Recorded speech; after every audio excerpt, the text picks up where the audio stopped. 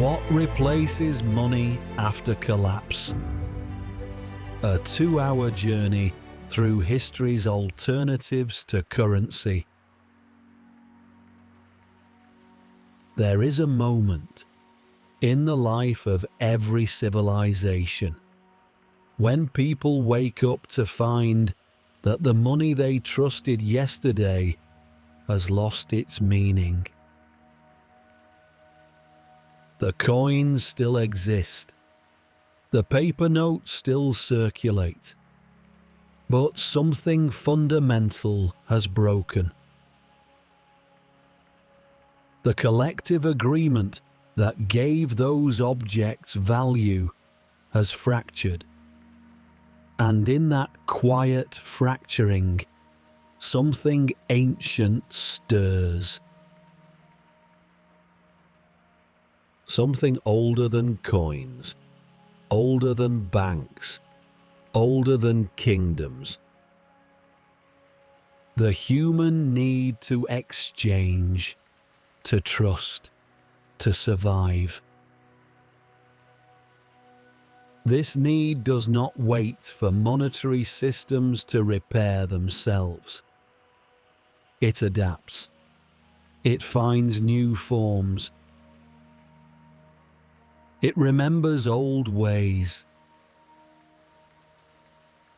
What happens in that space between one monetary system and the next? What do people actually do when the currency they depended upon stops working?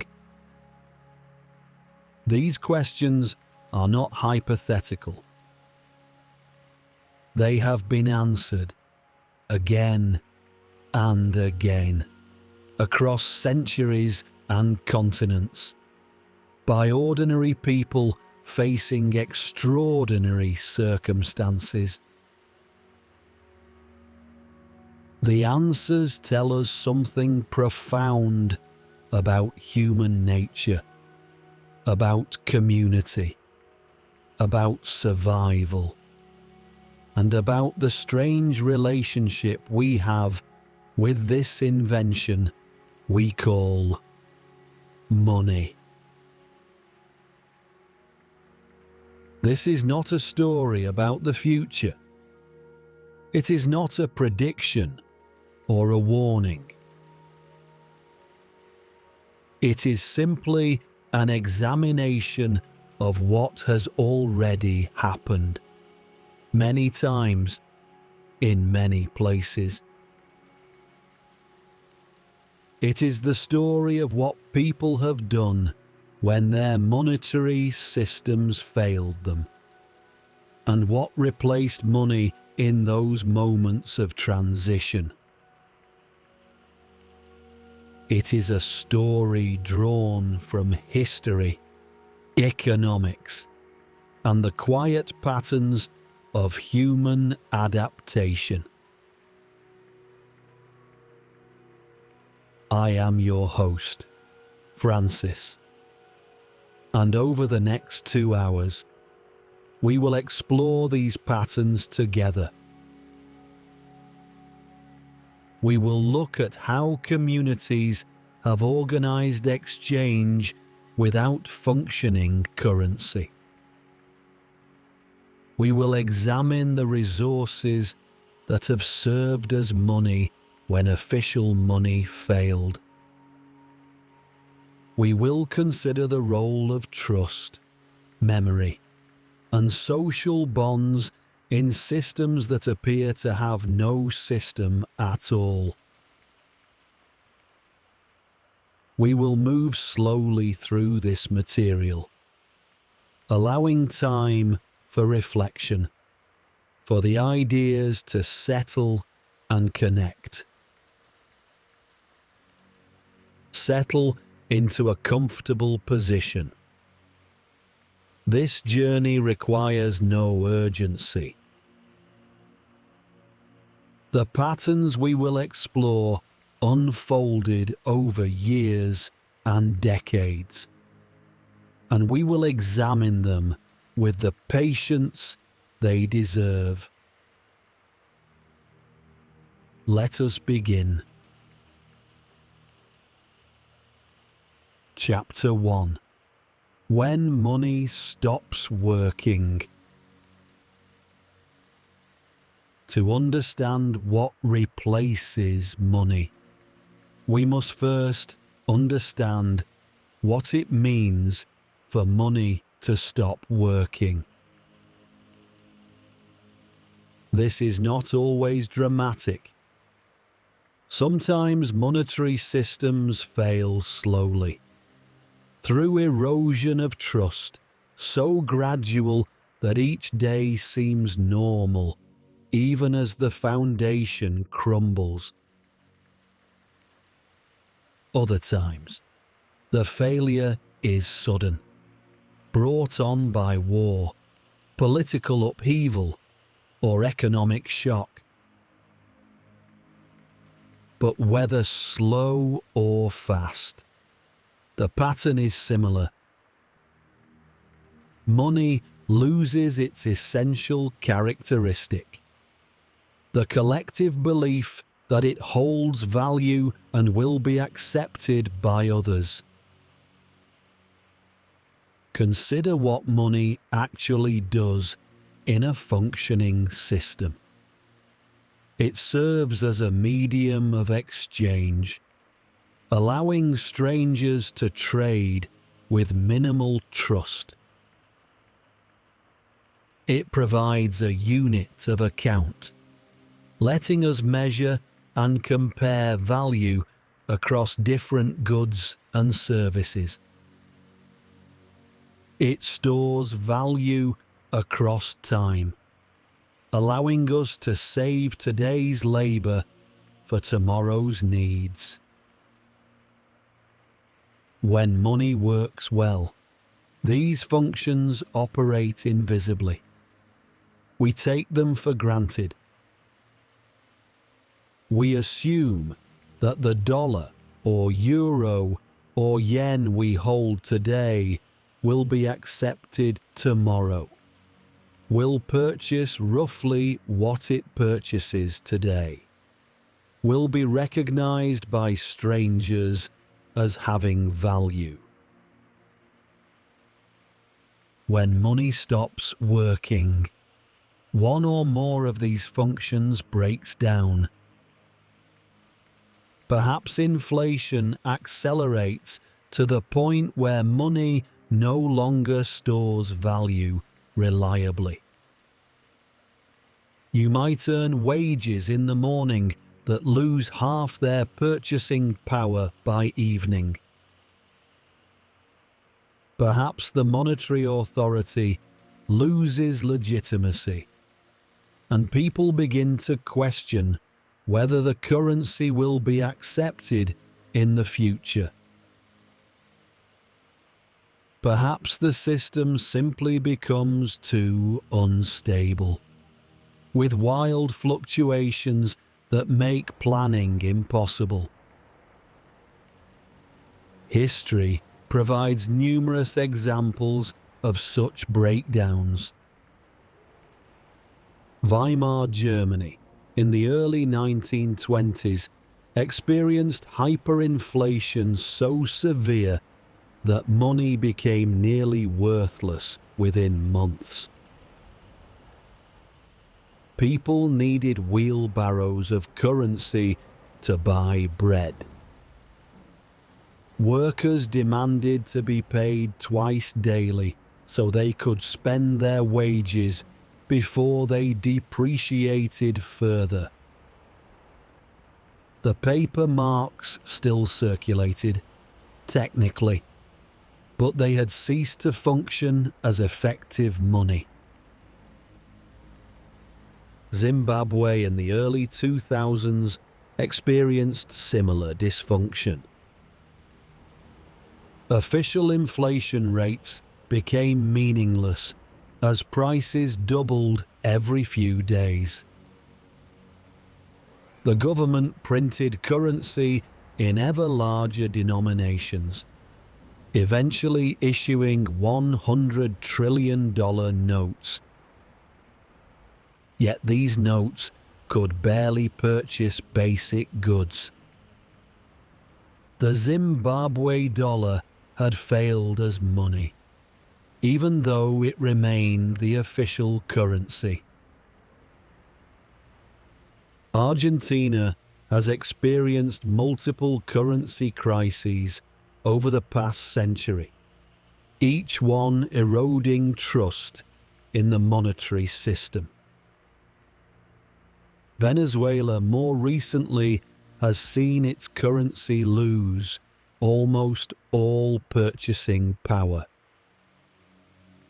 The Soviet Union's dissolution left many people holding rubles that no longer functioned in the new economic reality. Wars throughout history have destroyed monetary systems as governments lost control or legitimacy. These are not distant, isolated events. They represent a recurring pattern in human history. Monetary systems, despite appearing solid and permanent, are fragile constructions built on collective belief. When that belief erodes, the system can unravel with surprising speed. The key insight is that monetary failure does not mean the end of economic activity. People still need to eat, to obtain shelter, to acquire goods and services. Life continues. Exchange continues. But it must find new forms. The moment when money stops working is often characterized by confusion and adaptation. There is no immediate replacement waiting in the wings. Instead, people improvise, drawing on older patterns of exchange, inventing new arrangements, finding alternatives through trial and error. This improvisation phase can be chaotic, but it is also remarkably creative. Humans are adaptive creatures, and the need to survive and trade has driven innovation throughout our history. Understanding this moment of failure is crucial because it sets the context for everything that follows. When we ask what replaces money, we are really asking, what do people do when the system they relied upon no longer functions? How do they organize exchange? What do they trust? What new patterns emerge from the ruins of the old system? The answers, as we will see, draw on very old human practices. People return to barter, but not simple barter. They create credit systems based on personal relationships and community memory. They adopt new objects as proto-currencies, things that hold value more reliably than the failed official money. They organize through social networks, through hierarchies, through informal arrangements that predate modern monetary systems. These alternatives are not perfect. They lack the efficiency and scale of functioning monetary systems. They require more trust, more personal knowledge, more direct relationships. They work better in small communities than in large anonymous markets. But they work well enough to sustain life, to permit trade, to maintain some degree of economic activity during the transition period. Some monetary failures are temporary. The system repairs itself, or a new currency is introduced, or external monetary standards are adopted. Other failures persist for years or even decades, forcing people to adapt more permanently to alternative systems.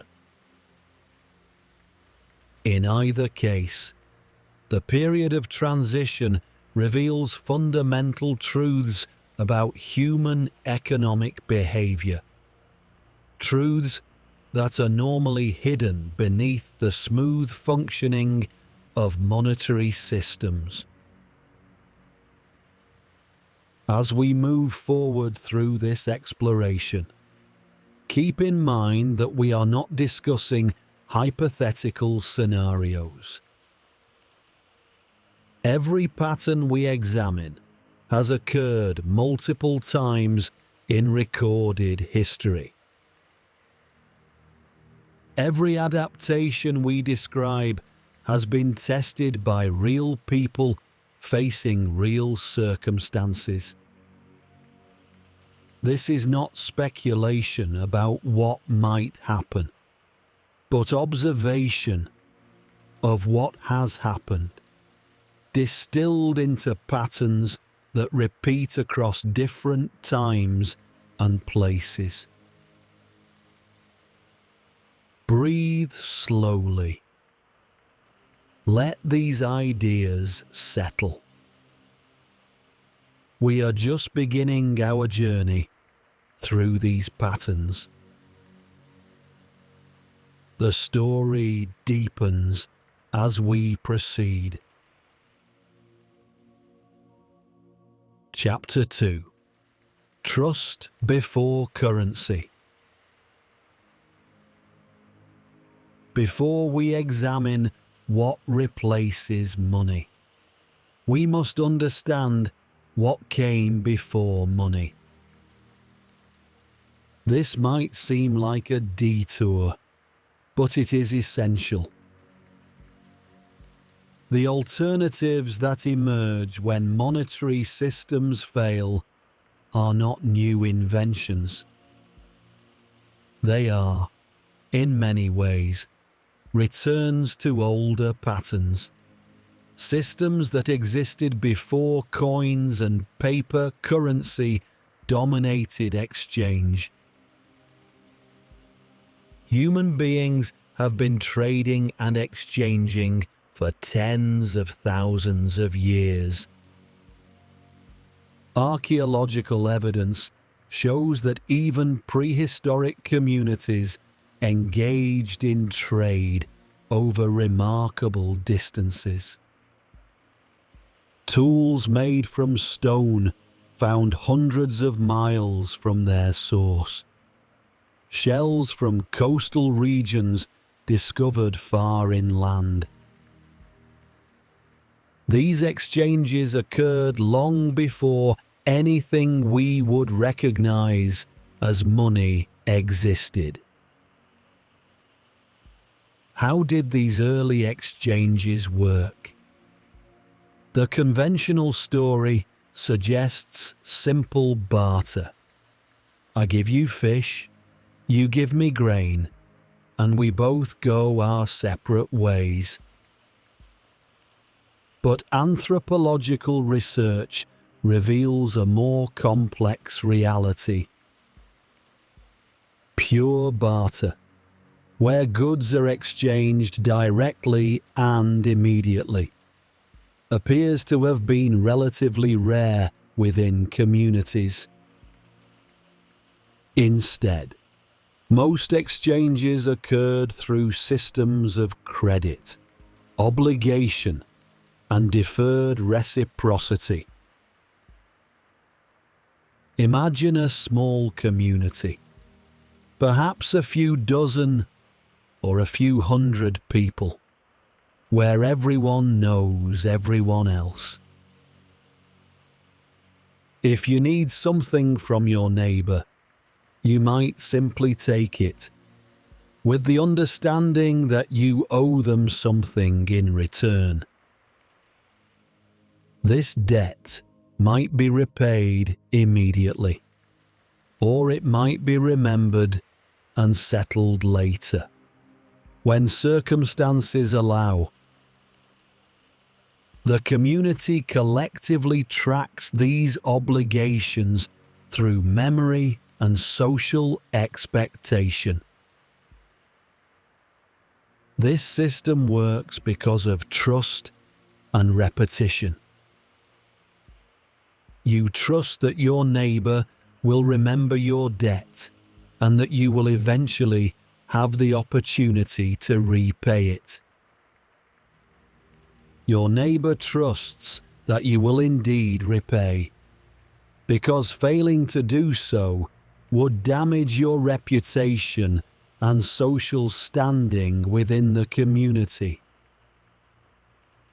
The cost of violating these informal agreements is high.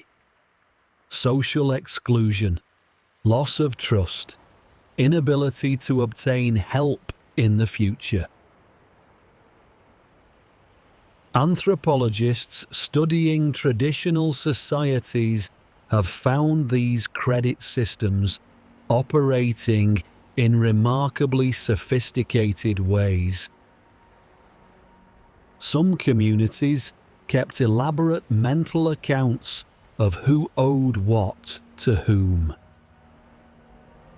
Others used physical tokens, notched sticks, knotted strings, or other mnemonic devices to track obligations. The key was not the medium, but the social framework that made the system work. Small scale, repeated interactions, and community enforcement of norms. These systems had advantages over modern monetary exchange. They were flexible, adapting to individual circumstances and needs. They required no currency, no banks, no complex institutions. They could handle transactions of any size without needing to solve the problem of divisibility or denomination. They incorporated social support, as communities would often forgive debts in cases of hardship or misfortune. But they also had significant limitations. They worked only within communities where people knew each other and expected to continue interacting. They could not easily scale to large populations or long-distance trade. They required good social relations and trust, which could break down if communities experienced conflict or rapid change. And they could be inefficient, requiring time and effort to negotiate and remember obligations. Money, when it eventually developed, solved many of these limitations. It allowed strangers to trade without needing personal relationships or trust. It facilitated exchanges across large distances and between different communities. It provided standardization and efficiency. But in doing so, it also replaced something valuable: the social bonds and mutual obligations that characterized pre-monetary exchange. This historical background is crucial for understanding what happens when money fails. People do not invent entirely new systems. They often revert to these older patterns, adapted to their current circumstances. Communities re-establish credit systems based on trust and memory. Social networks become channels for exchange. Personal relationships regain economic importance. The pre-monetary past provides a template for the post-monetary present. Consider what this means practically. When a currency fails and people need alternatives, they naturally turn to those they know and trust. Family networks, friend groups, community associations. These become the basis for exchange.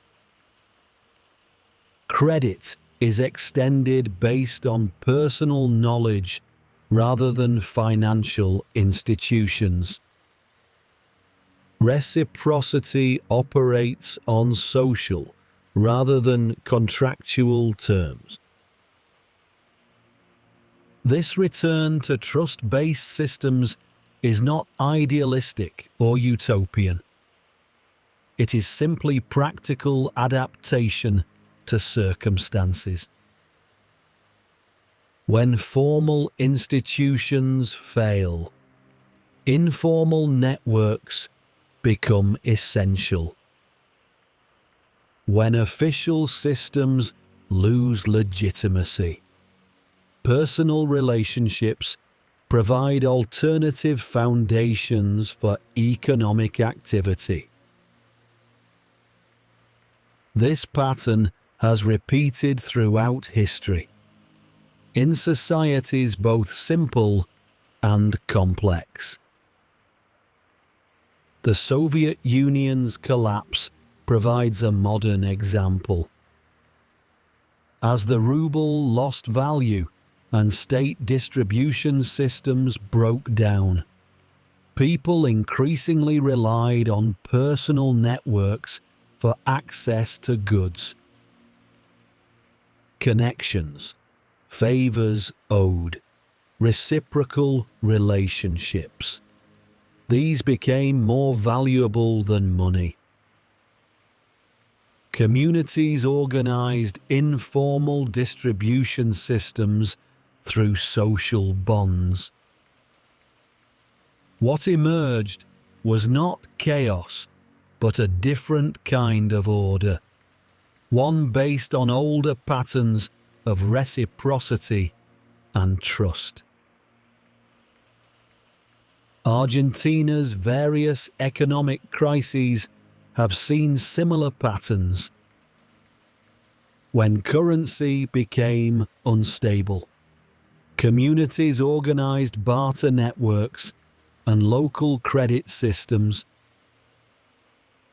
People traded directly, kept track of obligations through community agreements, and relied on personal trust rather than institutional guarantees.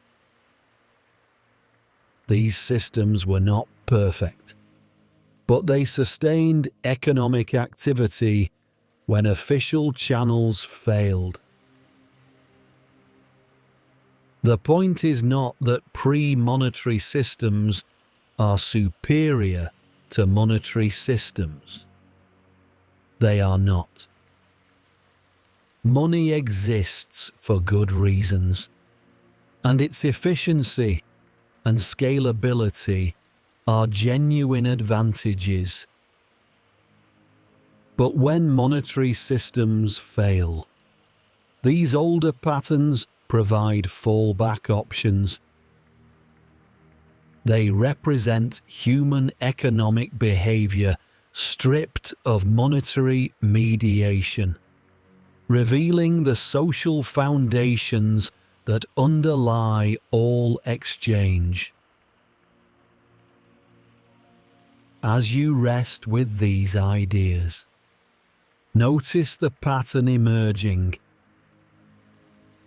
What replaces money is often what existed before money, what money had replaced and made invisible. Trust, memory, reciprocity, social obligation. These ancient human practices wait beneath the surface, ready to re-emerge when needed. They are not artifacts of primitive society, but fundamental aspects of human cooperation that persist even in modern contexts. If you are finding value in this exploration of economic history and human adaptation, consider subscribing to this channel. We explore these themes regularly, always with this same calm, reflective approach. And I would be curious to know, where in the world are you listening from right now? What draws you to these topics? Feel free to share in the comments. Your perspectives add depth to these conversations. Chapter 3: Barter, Credit, and Memory. When money stops working, barter often emerges as an immediate alternative. This seems obvious. If currency has no value, people will trade goods and services directly. Yet the reality of barter in monetary collapse situations is more nuanced and interesting than simple bilateral exchange. True barter, the simultaneous exchange of goods without any credit or deferred payment, is actually quite rare and difficult. It requires what economists call the double coincidence of wants. I must have something you want, and you must have something I want, at the same time and place. This coincidence is hard to achieve for most transactions. What actually tends to emerge during monetary disruption is a mix of barter, credit, and social memory systems. People do trade directly when possible, but more commonly, they engage in chains of exchange and obligation that unfold over time. I might give you something today with the understanding that you will give me something later. Or you might give me something on credit, trusting that I will repay when I can. Or a third party might facilitate exchanges, keeping track of who owes what to whom. Consider post-war Germany in the late 1940s. The official currency, period, the Reichsmark, point, had lost most of its value. The Allied occupation authorities had not yet introduced the new Deutsche Mark. During this transitional period, cigarettes became a medium of exchange.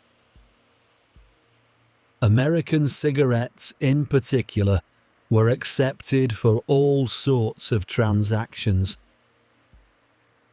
They had value as consumption goods, yes, but more importantly, they were trusted as a medium for storing and transferring value.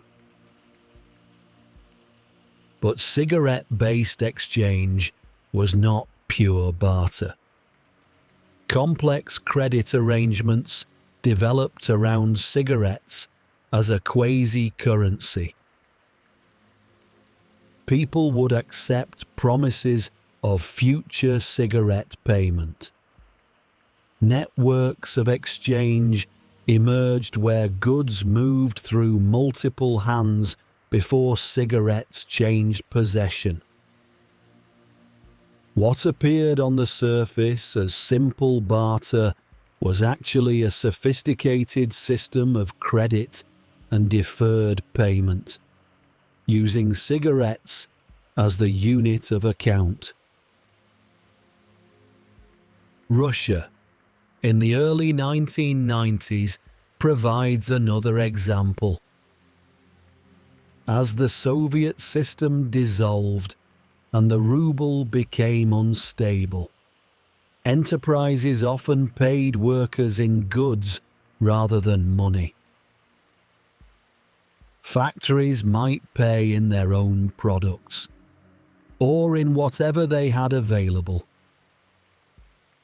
Workers then had to trade these goods for things they actually needed. Complex barter chains developed, with people specializing in certain types of exchanges, acting as informal brokers who connected those with surpluses to those with needs. These barter networks often incorporated significant credit elements. Transactions were rarely simultaneous. Someone would provide goods or services today, expecting payment in kind at some future date. Memory and record keeping became crucial. Some communities maintained informal ledgers, tracking who owed what to whom. Others relied on reputation and social pressure to ensure debts were honored. Argentina's economic crises have spawned various barter networks and local currency system. In some cases, communities created their own accounting units, essentially private currencies used to track obligations within the network. People could earn credits by providing goods or services, then spend those credits with other network members. These systems combined elements of barter, credit, and monetary exchange, adapting to the failure of official currency.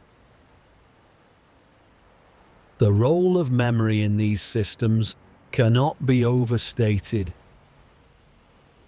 When formal record-keeping systems break down or become unreliable, human memory becomes the database of economic relationships.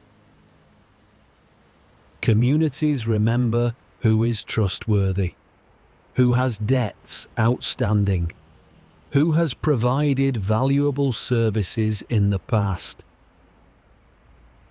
This collective memory serves as informal credit rating, collateral, and contract enforcement all rolled into one. Small-scale communities have advantages here. In a village or neighborhood where everyone knows everyone else, memory systems can be quite effective. Reputations matter. Social pressure enforces obligations. The cost of defaulting on informal debts is high because it damages your standing in the community you depend on. Larger urban settings present more challenges. Anonymity makes memory-based systems less reliable. People can more easily default on obligations and disappear into the crowd.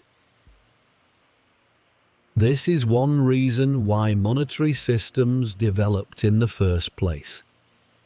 They solved the problem of facilitating exchange among strangers in large populations. Yet even in urban contexts, when formal systems fail, informal networks and credit systems emerge. They may be more limited in scope, operating within neighborhoods or ethnic communities or professional groups. They may require more active management and monitoring, but they develop nonetheless, because people need ways to exchange, and monetary failure does not eliminate this need. The inefficiency of these barter and credit systems, compared to functioning money, is real and significant. Transactions that would be simple with currency become complex negotiations. Time and effort that could be spent on productive activities get devoted to finding trade partners and managing obligations. Economic activity overall tends to contract as the friction of exchange increases. Yet these systems allow economic life to continue during transitions. They prevent complete breakdown. They enable people to survive, to maintain some degree of normal activity, while waiting for monetary systems to stabilize or be replaced.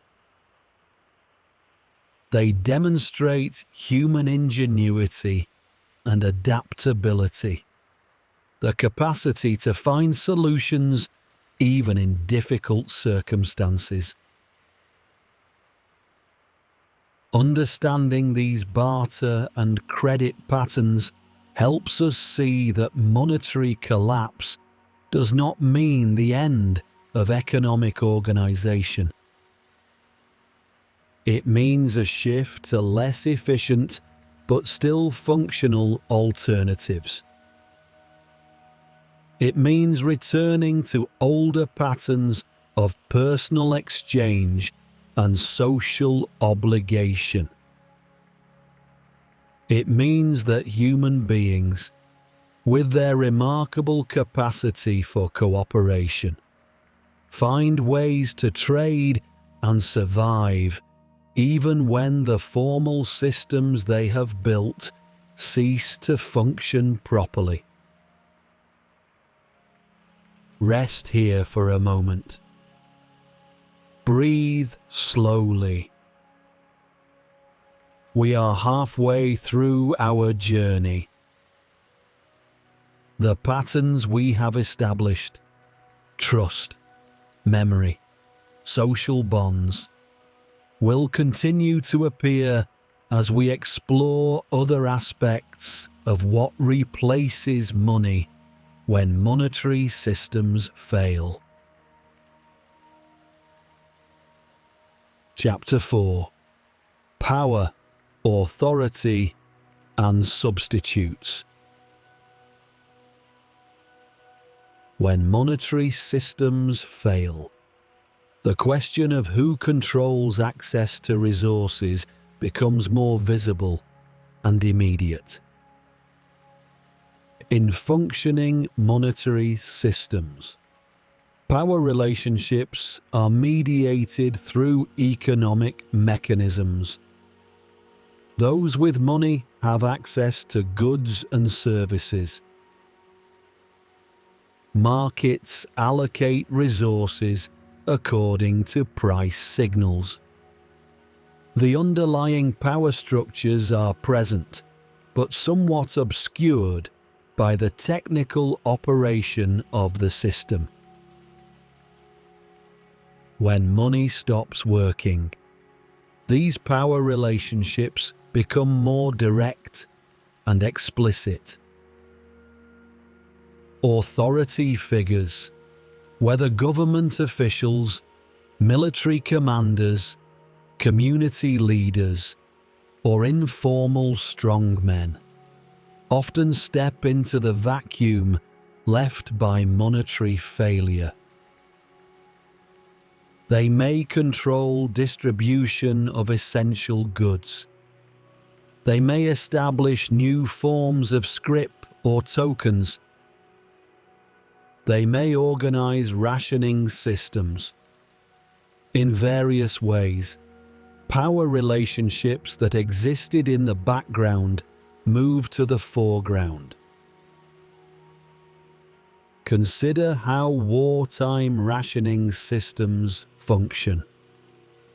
During the Second World War, many countries implemented elaborate rationing programs for food, fuel, and other essentials.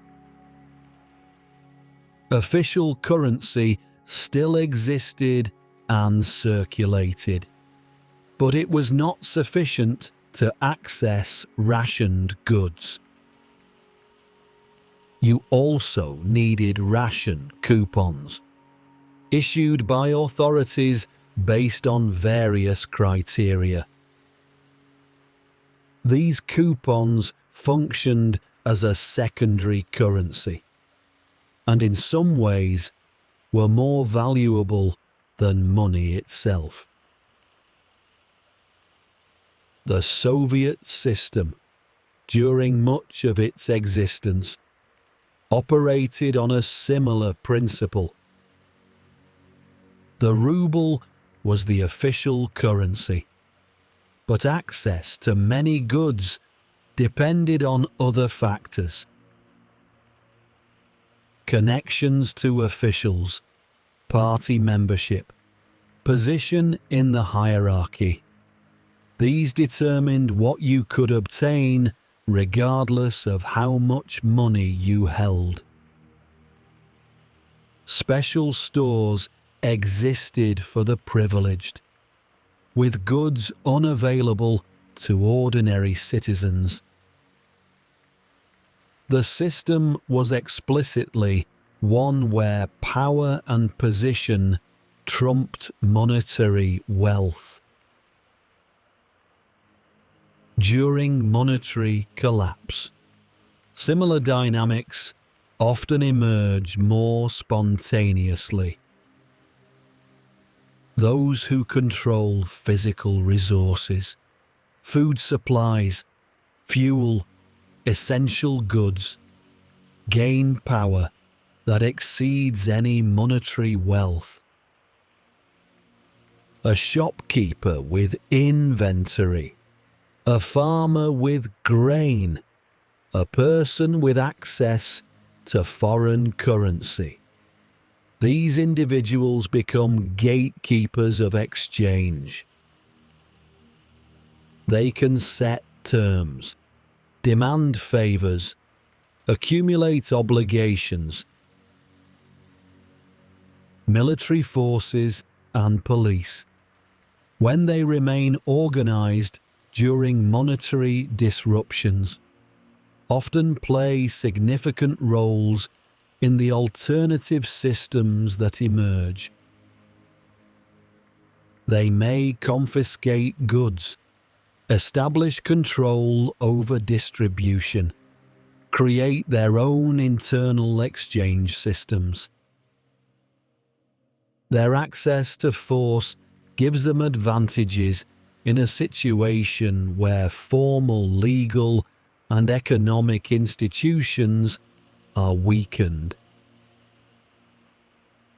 Community leaders and informal authorities also become important. Respected elders, religious figures, neighborhood organizers. These individuals may facilitate exchanges, mediate disputes, provide trust and legitimacy to transactions. Their social capital becomes economically valuable in a way that is less visible when monetary systems function normally.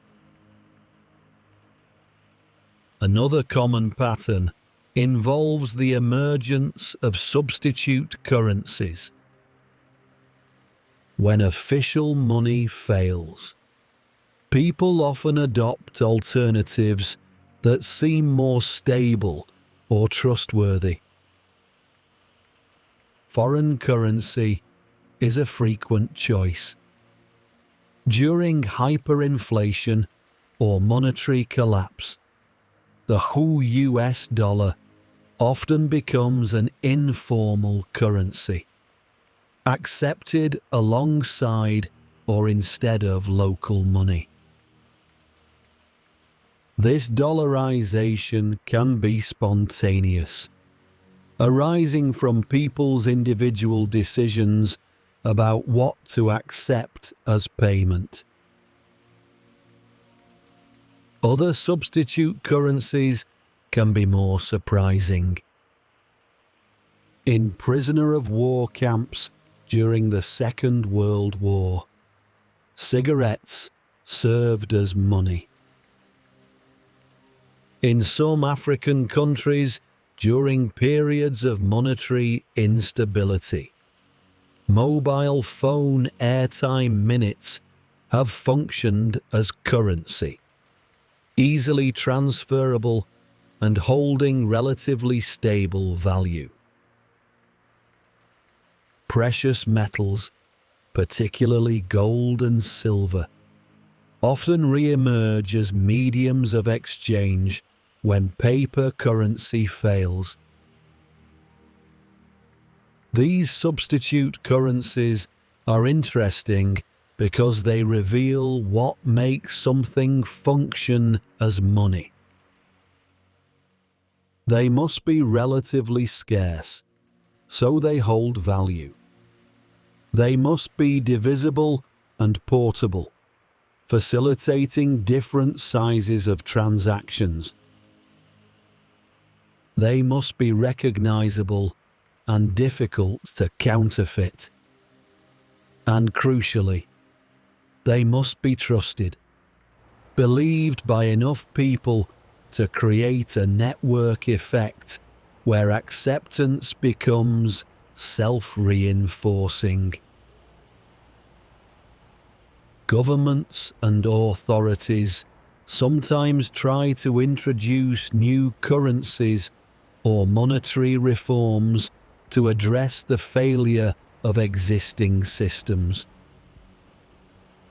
The introduction of the Deutsche Mark in Germany in 1948 is a classic example. The old Reichsmark was essentially worthless.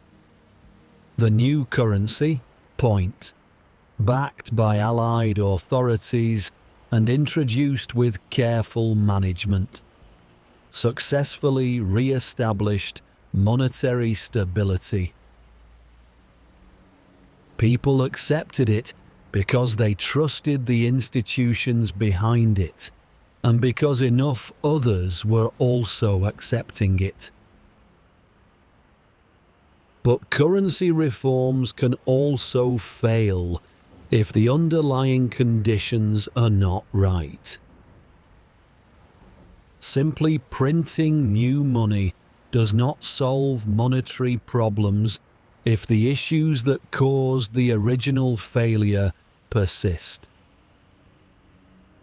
Lack of trust in authorities, ongoing inflation, political instability. These factors can undermine even well-designed monetary reforms. The relationship between power and monetary alternatives is complex. Authority figures can facilitate the emergence of new systems by providing organization and legitimacy.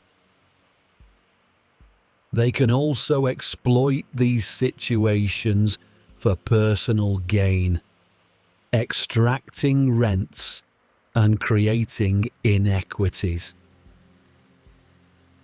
The balance between these tendencies varies depending on cultural norms, institutional strength, and the particular circumstances of the monetary failure.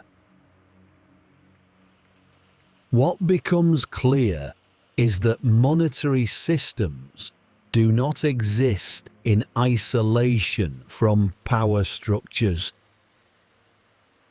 They are embedded in broader social and political frameworks. When the monetary aspect fails, the power relationships remain and often become more visible.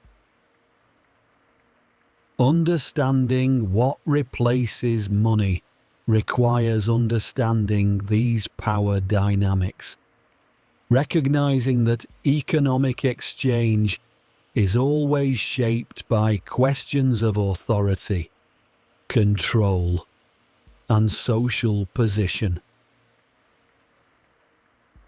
Breathe slowly as these ideas settle.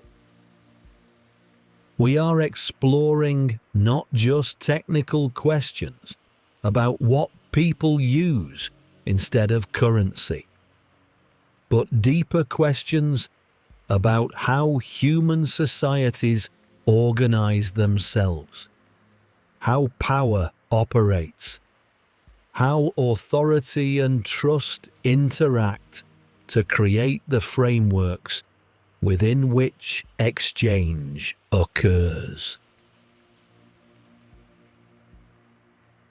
Chapter 5: Resources that became money. Throughout history, when official currencies have failed, certain physical resources have spontaneously emerged as proto-currencies.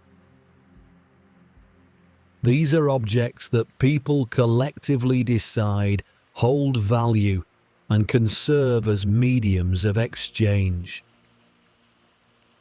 Understanding which resources take on this role and why reveals important insights about what makes something function as money. Food, particularly staple grains, has often served as a form of money during disruptions. Wheat, rice, corn, these are universally needed and their value is stable in the sense that people will always need to eat. In situations where currency fails, farmers holding grain find themselves in powerful positions. Their surplus becomes not just food, but a medium for obtaining other goods and services. During the early Soviet period, when monetary systems were in chaos and the economy was largely non-functional, grain served as a de facto currency in rural areas. Farmers would trade grain for tools, for labor, for various necessities. The state itself often collected taxes in grain rather than worthless rubles. Grain was portable enough for local exchange, divisible into useful quantities, and universally valued. Fuel is another resource that frequently takes on monetary characteristics. Gasoline, heating oil, firewood, coal. These become extremely valuable when energy systems are disrupted. In modern contexts, gasoline in particular can function as a medium of exchange. It is relatively standardized, measurable, portable in reasonable quantities, and universally needed. During Venezuela's recent economic difficulties, gasoline became a critical barter commodity, despite being heavily subsidized and officially cheap.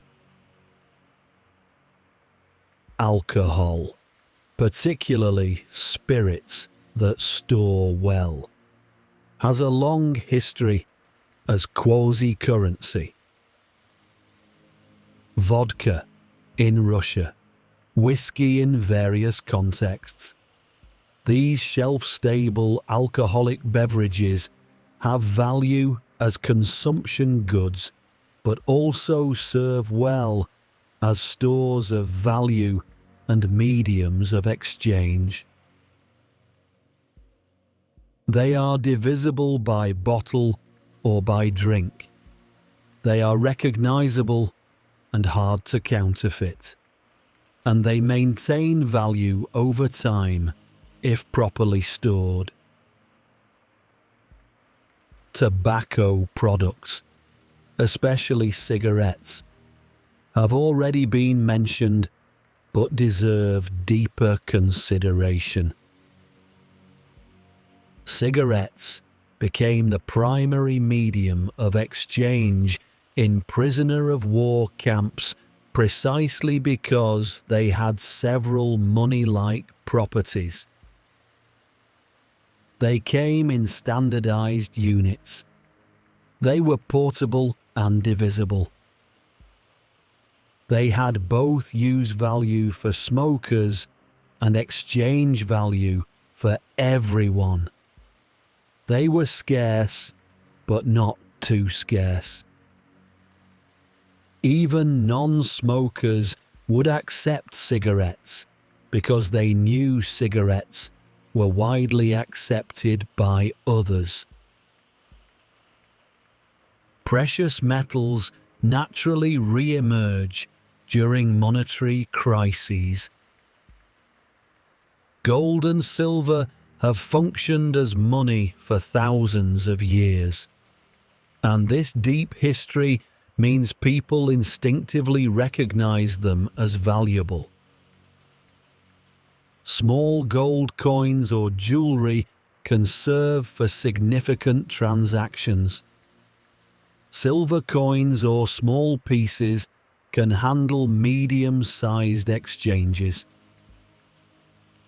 The main limitation is divisibility for very small transactions, but this can be addressed through credit arrangements or combination with other resources. In modern contexts, certain manufactured goods can take on monetary roles.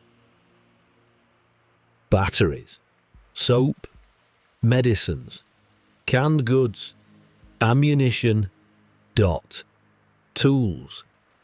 These items may become forms of currency in disrupted economies.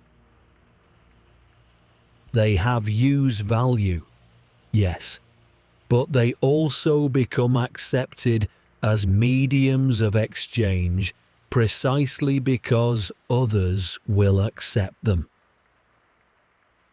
The transition from useful good to proto-currency happens organically through countless individual decisions about what to accept in trade. What determines which resources become monetary? Several factors seem important. Universal need or desire creates demand. Portability allows for practical exchange. Durability means the resource can store value over time. Divisibility enables transactions of different sizes. Recognizability prevents fraud. Relative scarcity maintains value. When a resource has most or all of these characteristics, it has the potential to function as proto-currency. But there is also a social and psychological dimension. The resource must be collectively accepted. This creates a bootstrapping problem. People will accept it only if they believe others will accept it from them. The emergence of resource-based currencies therefore depends on coordination, on enough people simultaneously deciding that a particular resource is trustworthy as a medium of exchange. This coordination often happens through informal social processes. Word spreads that certain traders are accepting cigarettes, or that grain can be used to pay for services. As more people participate, confidence grows. Eventually, a tipping point is reached where the resource is widely accepted and functions effectively as money, at least within a certain community or region. Multiple resource currencies can coexist in the same economy.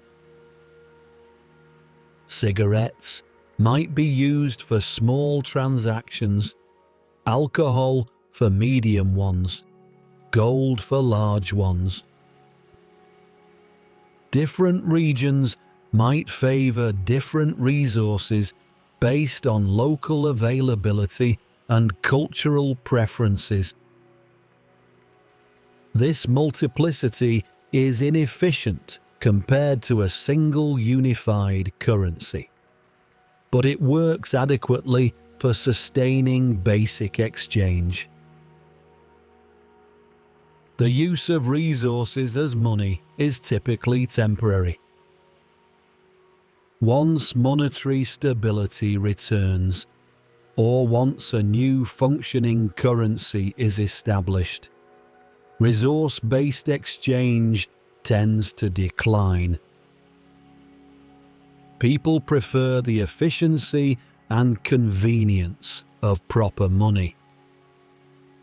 But during the transition period, sometimes lasting years, these resource currencies enable economic activity to continue. They are not perfect substitutes for money, but they serve well enough to prevent complete economic breakdown. Understanding this pattern helps us see that money, at its core, is any object or system that facilitates exchange through collective acceptance. Official currencies are refined versions of this basic principle, but when they fail, more primitive forms re-emerge.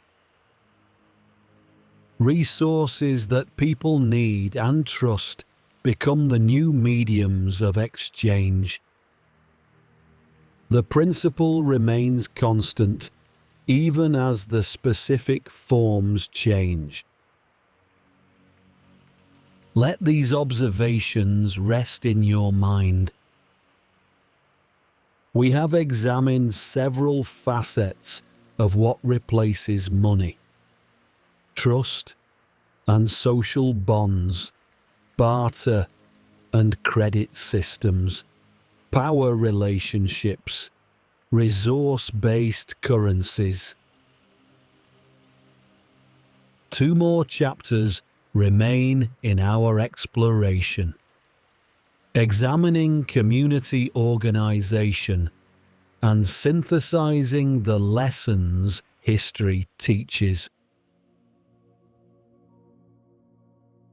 Chapter 6: Community, Control, and Survival. The patterns we have been exploring: barter, credit, resource currencies, power relationships, do not exist in isolation. They are embedded in larger frameworks of community organization and social control. When monetary systems fail, the question of how communities organize themselves becomes paramount. The answers vary, but certain patterns recur across different contexts. Strong communities often fare better during monetary disruptions than isolated individuals. This is intuitive but worth examining closely. Communities provide mutual support, sharing resources and risks. They facilitate credit and barter through established relationships. They offer protection and security when formal institutions weaken. They maintain social order through norms and collective pressure. Family networks, in particular, become economically crucial during crises. Extended families may pool resources, support members in need, organize collective survival strategies. In many cultures, family obligations are strong enough to override market logic. Family members help each other without expectation of immediate repayment, creating networks of reciprocity that function outside monetary systems. Ethnic communities and religious groups often organize effectively during economic disruptions. Shared identity and shared values create trust. Community leaders have legitimacy. Institutions like churches, temples, or community centers become nodes for distribution and exchange. These communities may establish their own informal systems for allocating resources and maintaining order. Professional and occupational groups can also play important organizing roles. Workers in the same industry, members of the same profession. These groups have shared interests and often maintain solidarity during crises. They may organize collective action, establish internal exchange systems, provide mutual support. Their specialized knowledge and skills give them leverage in negotiating with authorities or other groups. Geographical communities, neighborhoods and villages organize around physical proximity. People who live near each other must cooperate for security, for resource management, for maintaining basic services. Local leaders emerge, whether formal or informal, to coordinate activities. These micro-communities can function semi-autonomously when larger institutions fail, creating islands of order in potentially chaotic situations. The organizing principles of these communities often draw on pre-modern forms. Hierarchies based on age, gender, diot, or status may become more pronounced. Traditional authorities may gain renewed influence. Social norms that had been weakened by monetary economy may reassert themselves. This is not necessarily regression. It is adaptation, using available social resources to address immediate needs. Control over resources becomes a central issue in community organization. Who decides how scarce goods are distributed? Who has access to critical supplies? Who mediates disputes over property or obligations? Different communities resolve these questions differently, but the questions themselves are universal during monetary disruptions.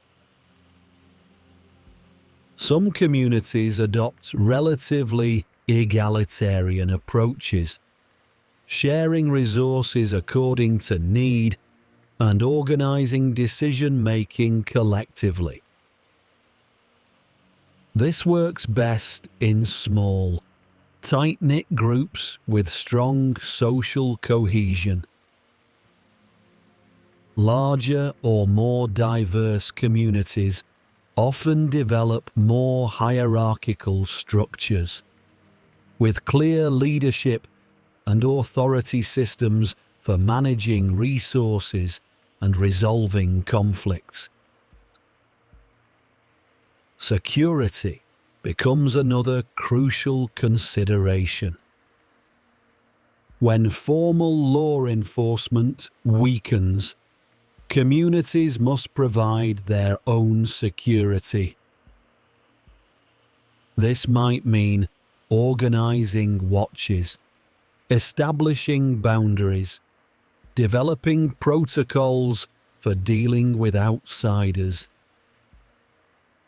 The balance between openness and self-protection is delicate. Too closed, and the community cannot obtain needed resources from outside. Too open, and it may be vulnerable to exploitation or violence. Criminal organizations sometimes fill power vacuums during monetary collapse and state weakness. They provide a form of order, albeit often predatory.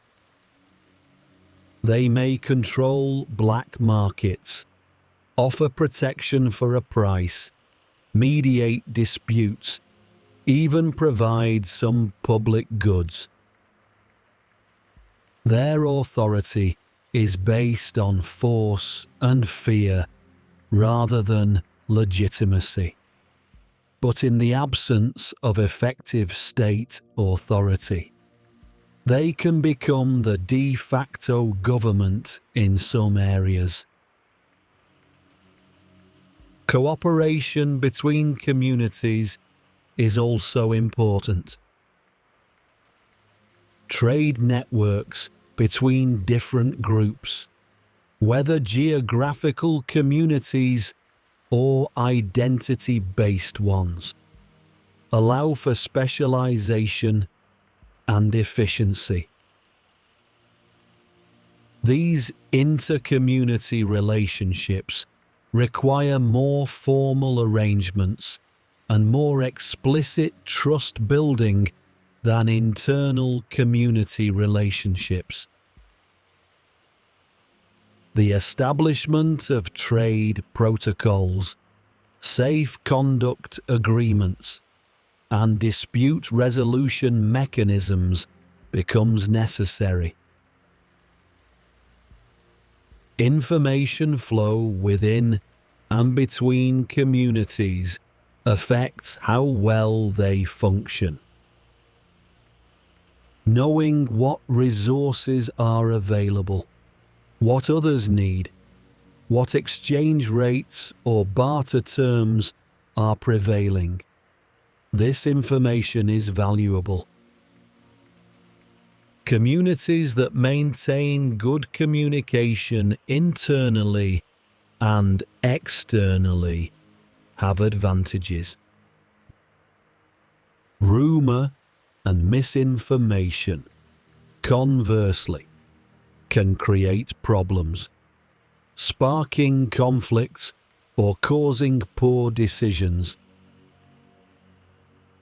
Psychological and emotional aspects of community organization should not be overlooked.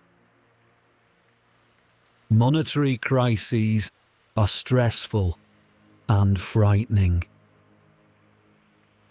Communities provide emotional support, maintaining morale and hope. Shared rituals, collective activities, even just the reassurance of not being alone.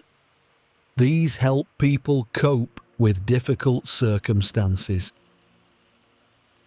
The social functions of community become as important as the economic ones. Over time, communities that survive and function during monetary disruptions often develop increasingly sophisticated organizations. What begins as ad hoc arrangements become established practices. Informal leaders become formal authorities. Temporary solutions become permanent institutions. If monetary disruption persists long enough, entirely new social and economic structures can emerge, adapted to the new reality. But there is also fragility in these community organizations. They depend on continued cooperation and trust. If conflicts arise, if key individuals leave or die, if external pressures become too great, community structures can break down. The transition from monetary system to community-based alternatives is not necessarily stable or sustainable over the very long term.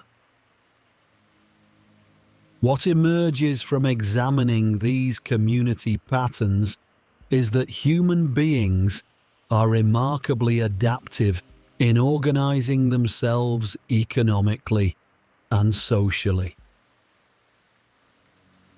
When one set of institutions fails, they create new ones.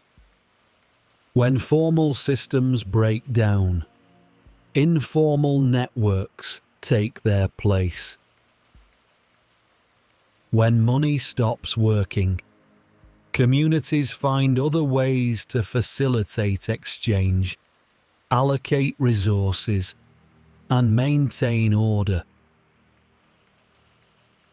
This is neither romanticizing crisis nor minimizing its difficulties.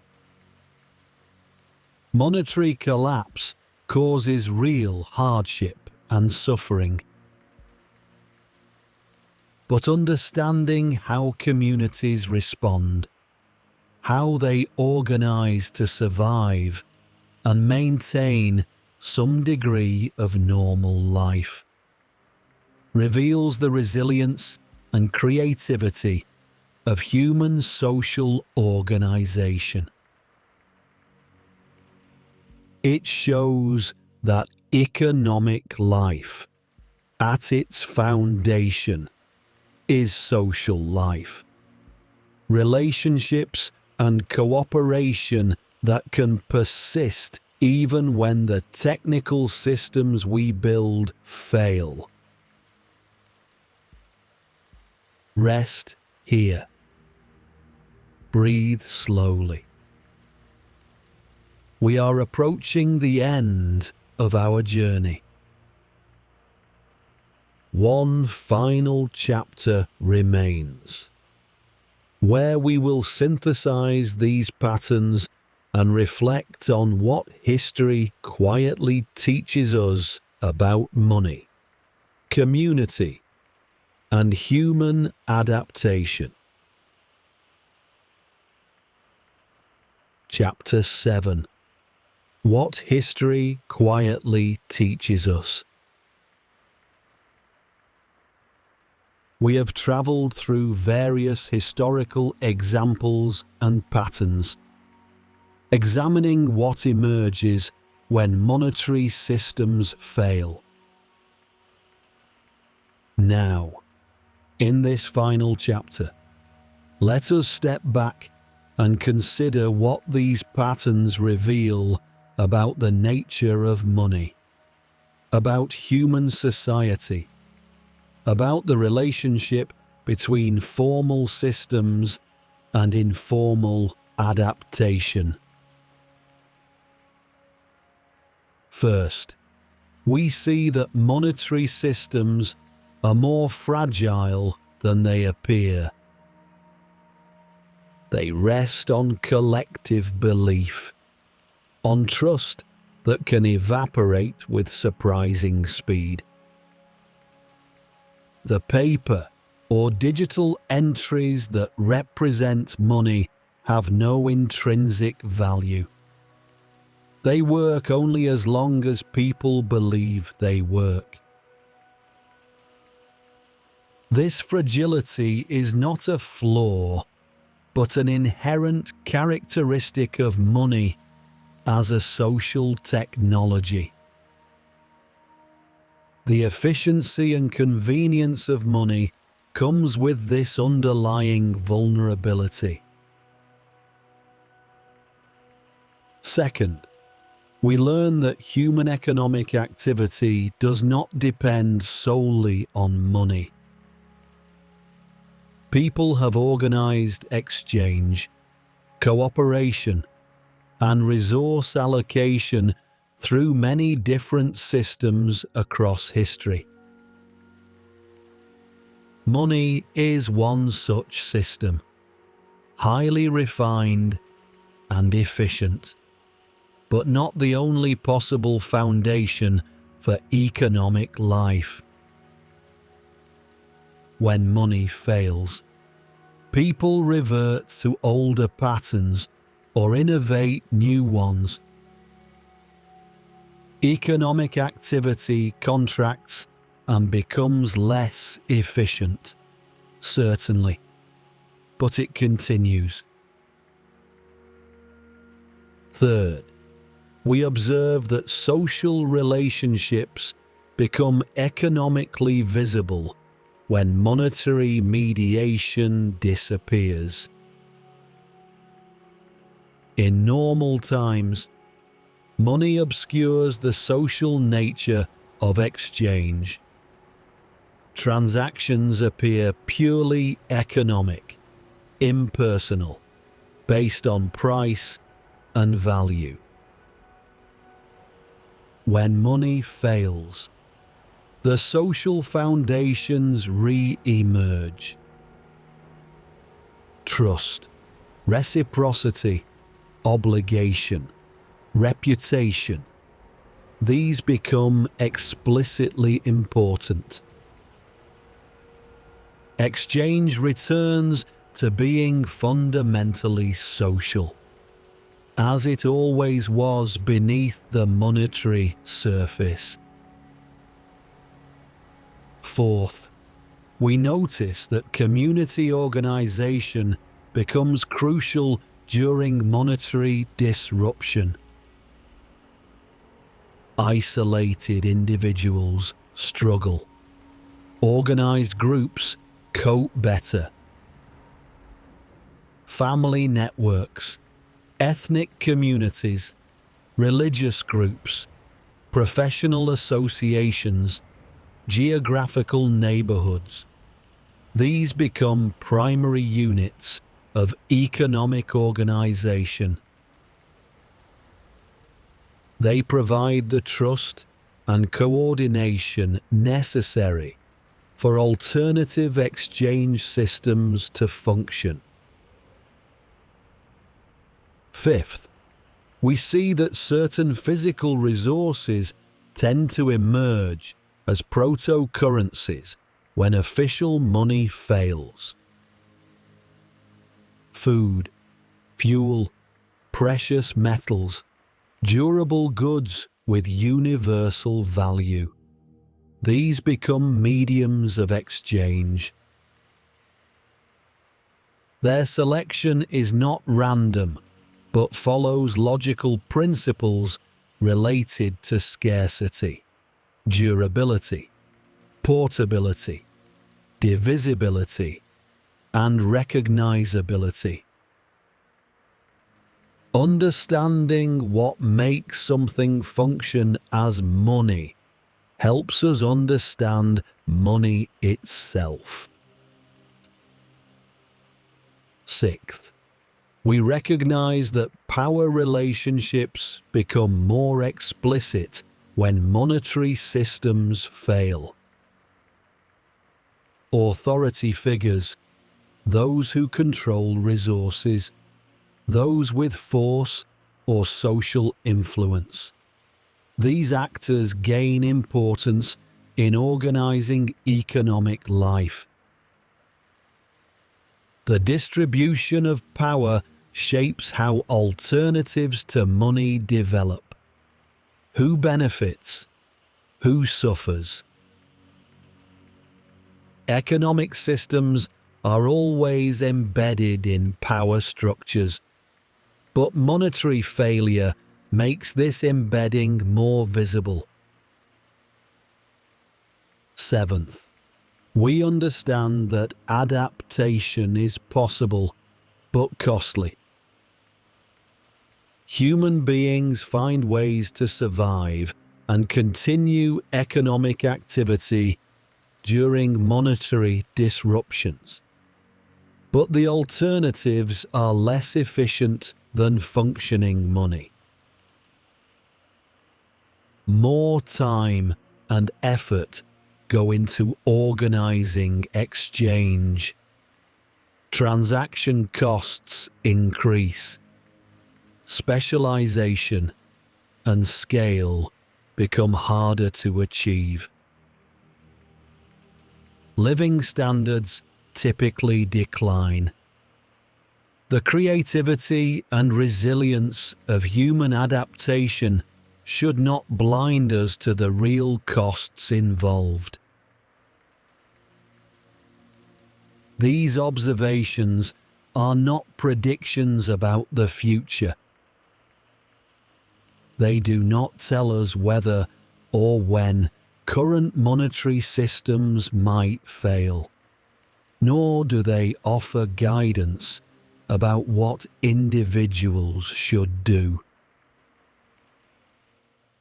They are simply patterns drawn from history. Regularities that have appeared across different times and places when monetary systems experienced serious disruption.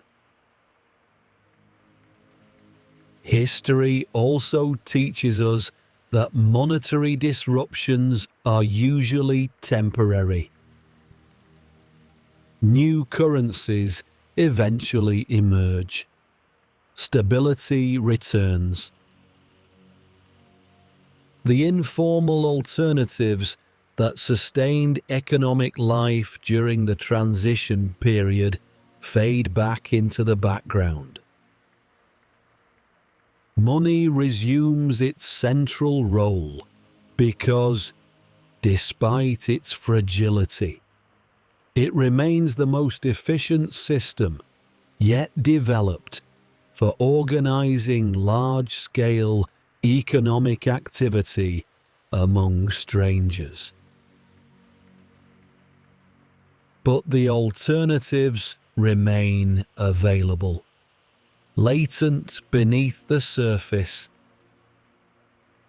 Trust networks, reciprocity norms, barter capabilities, community organization.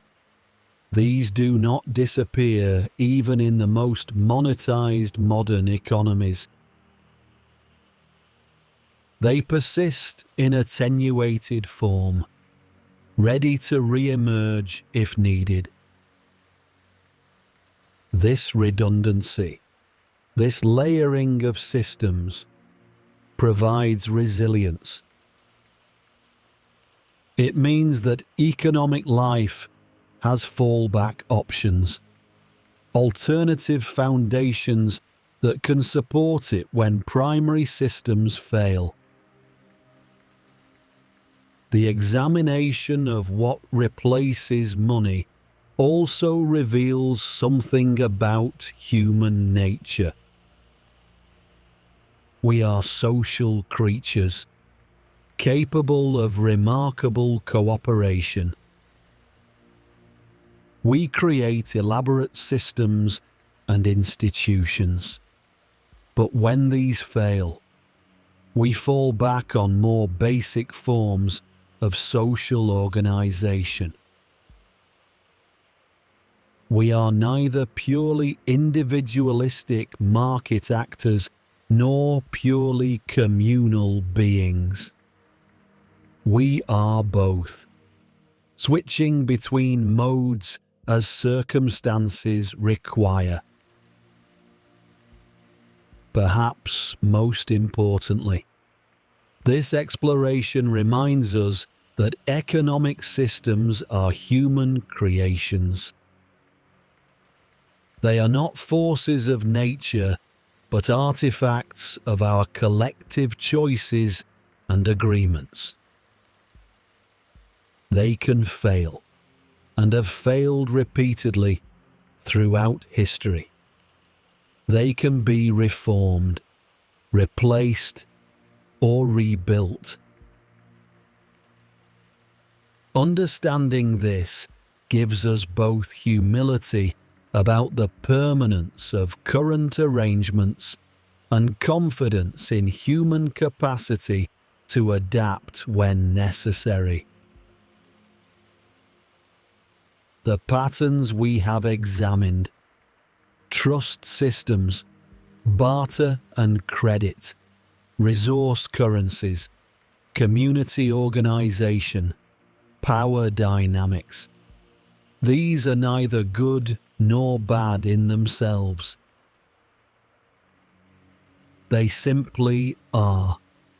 The ways human beings have historically organized economic life when monetary systems fail.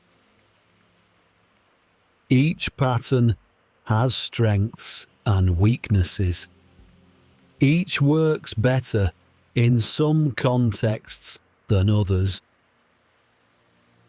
Each reflects fundamental aspects of human social and economic behavior.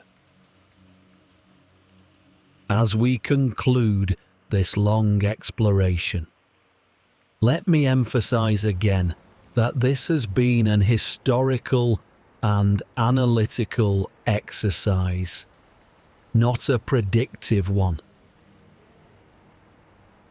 We have looked backward, not forward. We have examined what has happened, not what will happen. The value lies in understanding these patterns, in seeing more clearly how human societies function beneath the veneer of normal monetary systems. This understanding might provide perspective on our current monetary systems, helping us see their strengths and vulnerabilities more clearly. It might deepen our appreciation for the remarkable achievement that functioning money represents. This social technology that allows billions of strangers to cooperate economically. It might remind us of the social foundations that underlie all economic activity, the trust and cooperation without which no system can function. But beyond these intellectual benefits, I hope this exploration has simply been a peaceful journey through interesting historical territory. We have taken our time examining these patterns, moving slowly through examples and ideas, allowing space for reflection. Whether you listened while working, resting, or drifting towards sleep, I hope the journey has been valuable. History, examined calmly and carefully, has much to teach us. Not lessons in the sense of specific prescriptions for action, but understanding, perspective, insight into how human societies work. The patterns we have explored, what replaces money when monetary systems fail, part of the larger human story. They reveal our adaptability, our creativity, our dependence on social cooperation, our capacity to organize economic life through various mechanisms. Rest now in this understanding. The journey is complete. The patterns have been laid out. What you take from them is your own synthesis, your own reflection on these historical realities.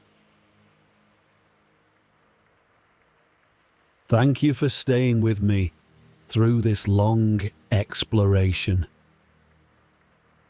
If you found value in this deep dive into economic history and human adaptation, please consider liking this video and subscribing to the channel.